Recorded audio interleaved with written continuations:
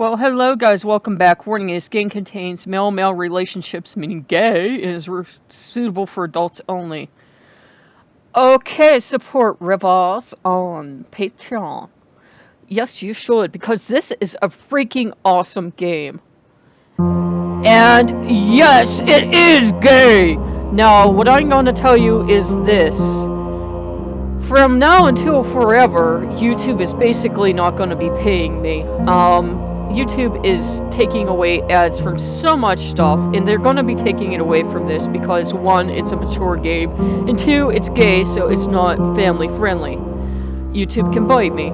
I'm going to do what I want to do. So, one, I know a lot of people aren't going to watch this because, one, it's Harry Potter, two, it's mature, and I'm going to label it mature.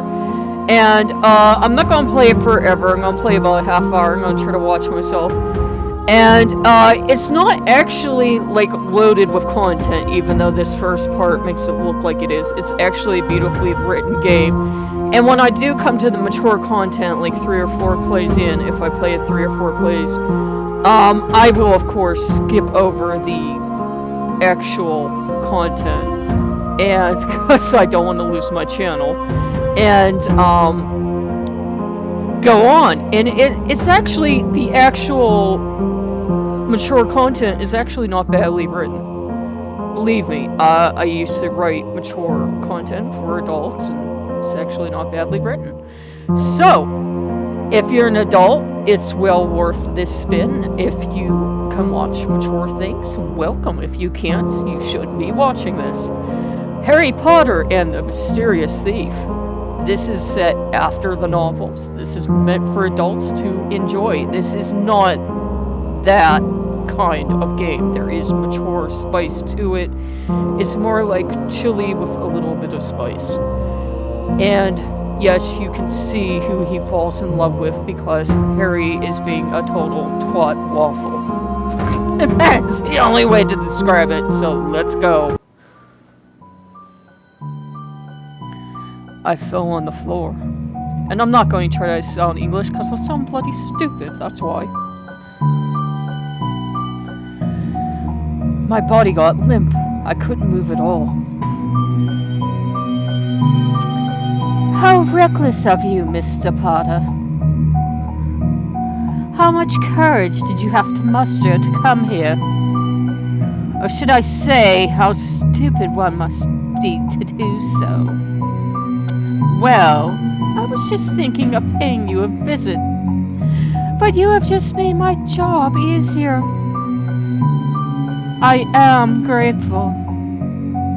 The stranger grabbed me and turned me around so I could see his face. I tried moving, but my body would just not listen. He forced my mouth open and poured in some kind of nasty-tasting liquid. It got difficult to breathe. My body started shivering as if I had a fever.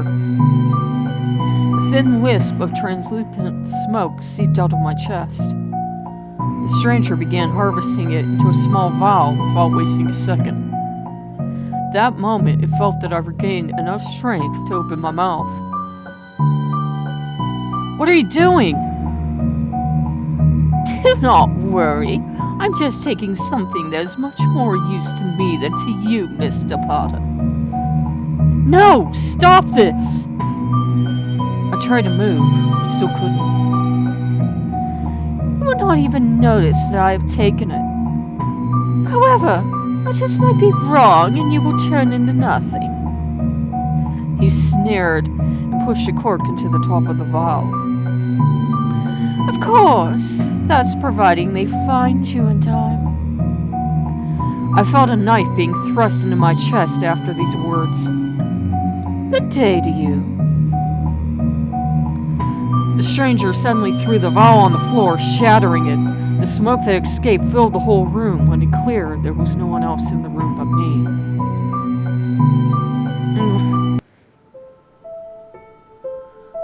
3 months ago. After the Battle of Hogwarts, I decided to go to the Ministry and apply to the Auror school. I didn't have to wait long for the reply. I got accepted immediately. No wonder, because I'm Harry Potter, the boy who defeated Voldemort. to quote the ministry and the newspapers. The first year was especially crazy, with the press following my every move. I was even forced to use the invisibility cloak once, just to get out of the house to go somewhere. Thank Merlin, they realized, after some time, that there was no more story to be had, and the newspaper headlines eventually started to change to some other issues. It was at the Auror school I managed to graduate sooner than others, and in 2 years I was already a full-fledged member of the Auror department. Everything was going smoothly, to my surprise, and I also liked the job. It did have a large amount of paperwork, of course, but mostly I was working outside the walls of the ministry. Then, not so long ago, on the 22nd of April, I was given my own office, with a nameplate, Harry Potter, horror, and all. It was a small office, with some old furniture. Nothing special, nothing extra, just a table, a couple of chairs, and a huge empty bookshelf. The previous owner of this office fell fighting Voldemort, as did many other Aurors. Still, every new Auror were coming in too, one of them being my best friend, Ron Weasley. However, unlike me, he had to study for 3 years. Since he graduated not so long ago, the missions they assigned him were rather simple, mostly talking to witnesses and working with the archives.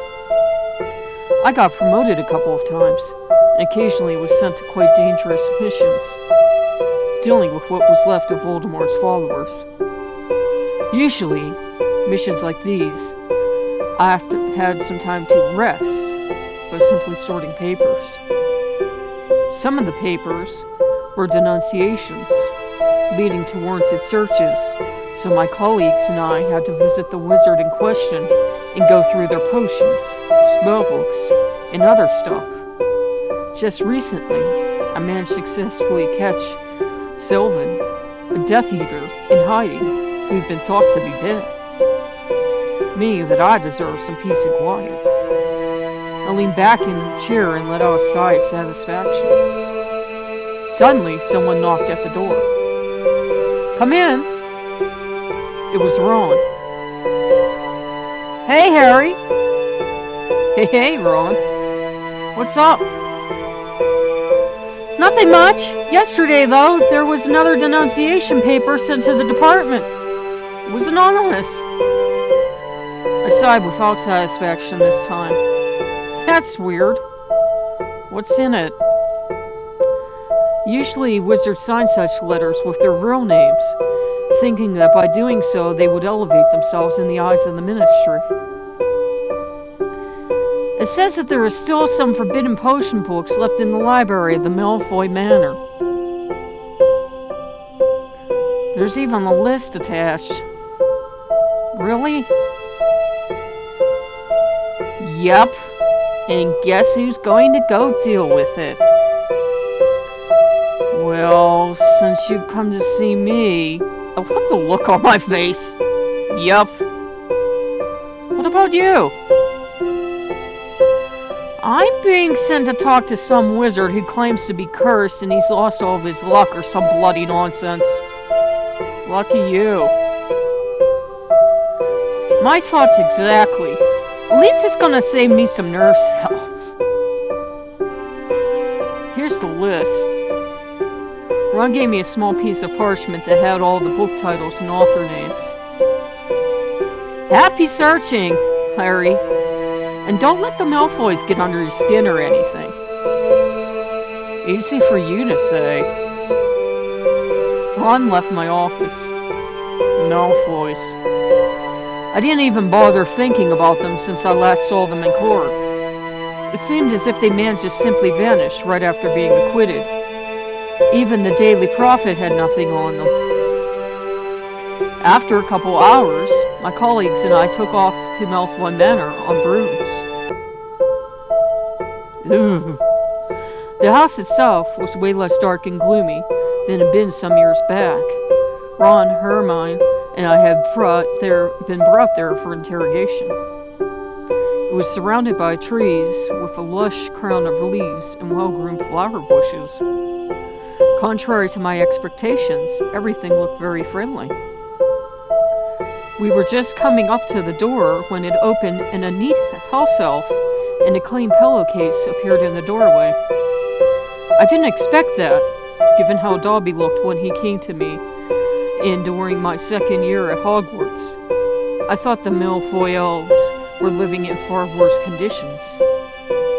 He invited us into the house, saying that the young master would soon come down. The young master is probably Draco. It's strange that we won't be met by Lucius Malfoy himself.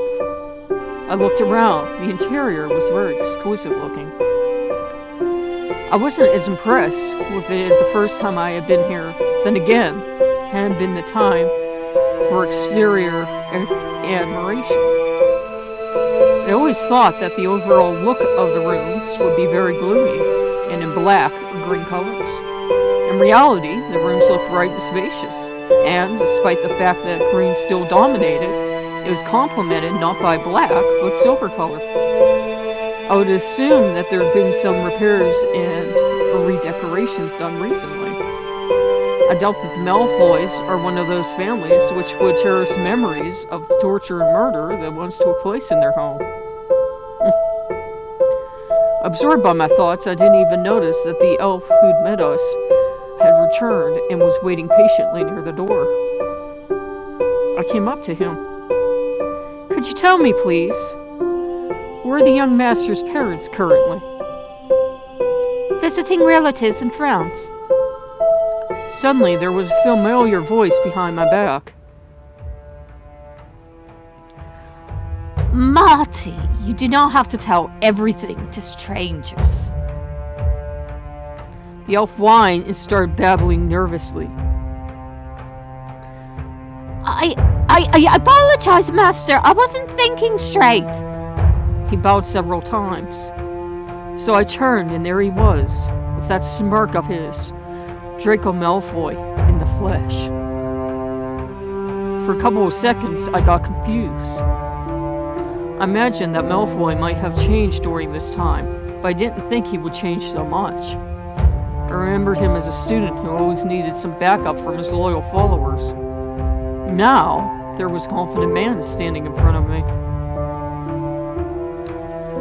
"Oh, Potter, you did not have to invent such an elaborate scheme to visit me. You could have just sent an owl and I would have found time for you." But apparently on the inside, Malfoy remained the same sarcastic schoolboy, trying to irk me at the first opportunity. So I grinned to myself. "Hello to you too, Malfoy. We have received a letter claiming that there are some rather peculiar books hidden from the Ministry in your private collection." "Books? Potter, you of all people should know how many times my house has been searched through, top to bottom, by your buddies here. We do not have anything left to share. So, you sent your colleagues here in vain, alas, because they have a more important job than flipping through books in my library. Maybe you could tell me exactly what you're looking for, and I could give them to you immediately, so that both of us would not have to waste our time." I'm not going to believe that you'll just hand them over like that. Potter, our library is enormous. Are your friends ready to waste their whole day? Yes, show me where it is. Draco sighed and ordered the elf to escort my colleagues to the library. I stayed in the hall with him, though. Silence was hanging in the air. It was getting more awkward by the minute. Draco was the first to break the silence. "Oh, where are my manners? Care for some tea? We have some exotic leaves." No thanks. suit yourself. Some other time, perhaps. Although it seems that we both hope there won't be any other time. So, Potter, is that your dream job then? You could say that. And what are you up to? It doesn't look like you're working. I am not. I am being idle at my parents' house. We are rich after all. I see no reason to work. Really? Of course not. Doing nothing is too boring. By the way, there's a big chance that your life might have been saved by my efforts once or twice. How's that exactly? I practice potions. A part of my antidotes are purchased by the ministry for their employees' sake. As if! I haven't heard your name brought up at our department. Of course. Why should they be telling about it? If he really is a potion maker, maybe the Malfoys do have forbidden potion books. The coincidence is too good to ignore. However, I'm more than sure there's nothing in the library. That would have been too obvious. We should look someplace else. More likely where the books are used. Still, it seems too fishy. If you're telling the truth, then show me your lab, or wherever you're making your concoctions. I could see that my doubts offended Malfoy. That was weird, because it's not like I used to trust him before either. Let's go. I followed him. We got to a door at the end of the hallway on the first floor. Draco unlocked it with a key and went in first. Come in, Potter. But do note that should you break even one single bottle, I'll poison you. I gave him a side glance full of more doubts, but decided to be careful nonetheless. Followed Draco again. We passed a couple tables full with all kinds of ingredients, 3 different cauldrons, and stopped, apparently, by his work desk, with a bookshelf nearby. Here it is, Potter. My work desk. Looks alright. Cozy. I looked around, paying attention to the books on the shelf. My eyes stopped on a book without an author or title. Had a strange symbol on the cover, though. I reached for it, but Draco stood in the way. Don't touch it! Merlin forbids you damage it! Step aside, Malfoy. No!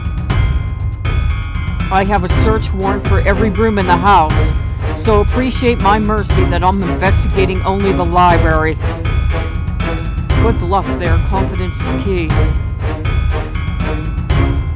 Because I can start going through other rooms too, and I'm sure that I will find something much more interesting than the books I'm after. Draco bit his lip and didn't answer. He stepped aside, watching me with eyes that burned and cursed. Why do you have to be such a horrid troll? I'm just doing my job. I took the suspicious book. The cover was fake. It was indeed one of the books on my list. Would you look at that, Malfoy, a forbidden tome. This book has been in my family for generations, Potter. I know that should have fallen to the wrong hands, suffering will follow. It is my hands and I use it for good only. Why should I believe you? You think I want to pay a visit to my Azkaban friends? Let's suppose you were telling the truth. What do you expect me to do? Tell them you didn't find anything. Just straight up lie? Yes. Okay, we get to our first choice. We can take the book and write a protocol, or we can give the book back to Malfoy and tell nothing to the others. Let's see what happens if we give him the book back. Fine. But you owe me, Malfoy. Fine. Unwillingly, I passed him the book. Now remember, we don't know if he's a good guy or not. So we may have just dug our own grave. He was silent for a moment and quietly, almost whisperingly, said, "Thank you, Potter." Stop looking at me as if I've gone mad. Sorry. Our Auror group returned to the ministry. They didn't find anything. I didn't say anything. I was still in two minds about not confiscating the book and covering for Malfoy. On the other hand, he was right, and it was indeed unlikely for him to be doing something illegal. Well, time will tell.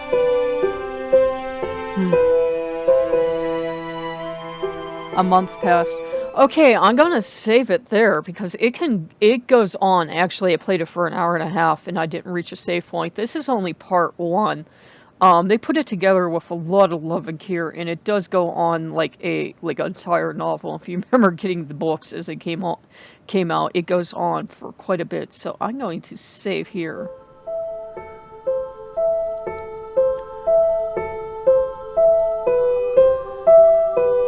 You sure you want to overwrite your save? Goodness, it remembers my last save.